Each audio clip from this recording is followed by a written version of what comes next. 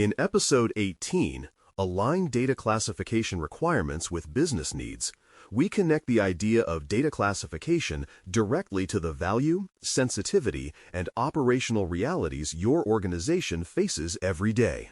Instead of treating classification as a paperwork exercise, we approach it as a practical way to decide how much protection each kind of data truly deserves. The promise is simple. When classifications match business needs, you spend more energy defending what matters most and less energy arguing about edge cases. You also gain clearer guidance for engineers, product teams, legal, and operations because everyone shares a common language about what different data types represent. That shared language is exactly what strong exams and strong organizations are both looking for. A workable classification scheme starts with clear categories and levels that people can remember and apply consistently. Categories might distinguish between business data, customer data, operational logs, source code, or regulated records, while levels express how harmful unauthorized disclosure, alteration, or loss would be. Each level should have a concise description and a few grounded examples that resonate with your environment, not just abstract phrases. For instance, one level might refer to information that would cause serious regulatory or reputational harm if exposed, while another refers to data that would be inconvenient but manageable to lose. When levels and examples are easy to recall, classifications become part of everyday choices instead of obscure labels buried in policy documents. Assigning data owners is critical because someone must be accountable for classification and handling decisions when ambiguity appears. A data owner is usually a business role, not a pure technical one, because they understand how the data supports customers, operations, and strategy. They decide which classification level applies, approve or deny sharing requests, and sponsor changes when circumstances evolve. Without clear owners, classifications drift, exceptions accumulate quietly, and nobody feels responsible for resolving disputes. When ownership is explicit, questions about risk and access can be answered in a timely, traceable way instead of lingering in inboxes. Labeling rules translate these categories and ownership decisions into visible markers on repositories, messages, documents, and datasets. Labels might appear in document headers, file metadata, database tags, dashboard filters, or messaging subject lines, depending on how your tools work. The important point is that labels are consistent, machine-readable where possible, and visible enough that humans can notice them. Clear rules describe when labels must be applied, who can change them, and how inherited labels work when data is combined or transformed. This visible labeling becomes the backbone for automated enforcement and manual judgment alike. Handling requirements then describe how each classification level must be stored, transmitted, processed, and disposed of. Storage rules might specify encryption at rest, access controls, and physical safeguards for certain categories. Transmission rules describe approved channels, such as secure protocols, restricted email handling, or approved file transfer solutions. Processing rules may constrain where certain data can be loaded, which tools can touch it, and what logging expectations apply. Disposal safeguards explain when and how data must be securely deleted, anonymized, or aggregated, preventing sensitive remnants from lingering in forgotten corners. Together, these requirements give teams concrete instructions that match each level's risk. To make classifications meaningful, you explicitly link each level to controls, monitoring, and incident response expectations. Higher sensitivity levels might demand multi-factor authentication, stronger encryption, stricter network segmentation, and more detailed logging. Monitoring thresholds can be tuned so that unusual access to highly sensitive data triggers alerts faster and with more context than access to routine information.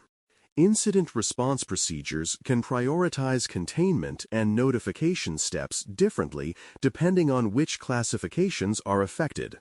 When these links are clear, responders can move quickly and proportionately instead of guessing how severe an incident might be. Lifecycle checkpoints help ensure classification remains valid from the moment data is created, through sharing, archival, and eventual decommissioning. At creation, forms and pipelines can prompt for classification choices, guided by the examples and owners you have defined. During sharing, checkpoints verify that recipients have appropriate roles, agreements, and technical protections in place. Archival stages determine how long data is kept in accessible forms, when it moves to cold storage, and when it is eligible for controlled destruction. Decommissioning events confirm that all copies, including replicas and derived datasets, have been addressed according to their classification. These checkpoints keep classification from being a one-time label that never changes. Modern environments also require attention to derived data, analytics outputs, and aggregated risk implications. A dashboard that includes summaries of sensitive transactions may still represent a high classification level, even if individual records are not visible. Analytics models trained on regulated datasets may inherit constraints about where they can run and who can access them. Aggregated reports may appear benign until you realize that combining them with other accessible information allows sensitive inferences. Good classification practices explicitly describe how derived and aggregated data should be treated, avoiding the assumption that transformation automatically reduces risk. Backups, caches, logs, and replicas often hide some of the most persistent classification challenges because they quietly retain sensitive content long after primary systems change. Backups must carry the same classification considerations as their source data, including encryption, retention rules, and access restrictions. Caches and replicas, especially in distributed architectures, can contain snapshots of sensitive fields that need protection at parity with primary stores. Logs might capture identifiers, error messages, or payload fragments that elevate their classification beyond generic operational data. Recognizing these secondary locations as first-class citizens in your classification scheme closes gaps attackers could otherwise exploit. Harmonization across jurisdictions and partners prevents conflicting instructions that confuse teams and invite mistakes. Different regions may use different regulatory terminology or impose distinct handling requirements, but your classification scheme must present a coherent, unified view to practitioners. Partners and suppliers should receive guidance that aligns with your levels while still respecting their own frameworks and legal obligations. Mapping between schemes, whether internal or external, helps ensure that information retains appropriate protection as it moves across organizational and geographic boundaries.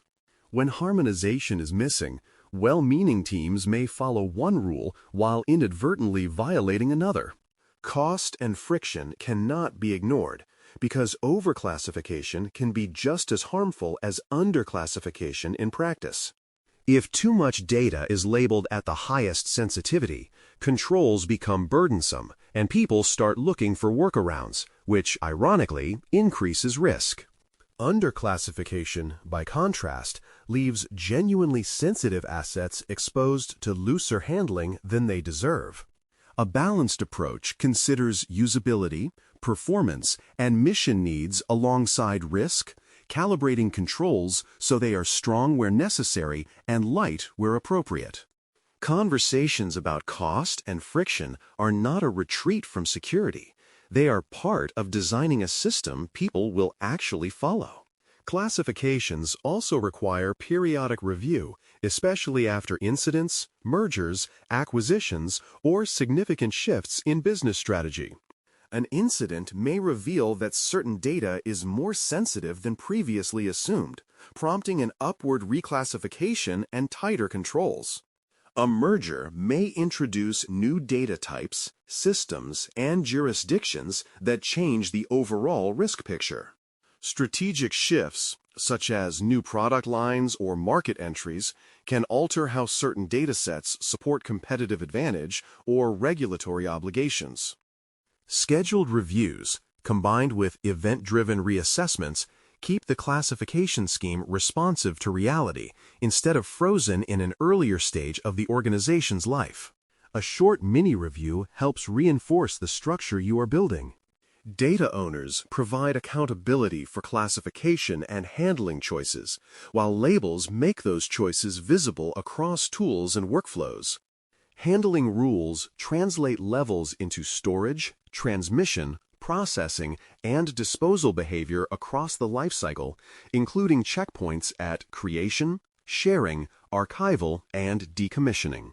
Harmonization with partners and jurisdictions keeps rules coherent, even in complex cross-border environments. Cost-risk balance ensures that controls are strong where they must be and tolerable where they can be, so adoption remains high. Together, these elements shape a classification system that actually supports the mission instead of standing apart from it. The conclusion for Episode 18 is intentionally practical. Choose one key dataset in your current environment and classify it carefully using the principles we have discussed. That dataset might be a transaction store, a customer master record system, a log archive, or a core analytics warehouse. The next action is to publish clear handling guidance for that dataset, describing its classification level, owners, labeling expectations, and concrete storage, access, and disposal rules. As you repeat this process for additional datasets, your classification scheme moves from policy language to a living tool that guides daily decisions and strengthens both your exam preparation and your operational discipline. Thanks for listening. For more audio courses, daily newsletters, and more, please visit baremetalcyber.com.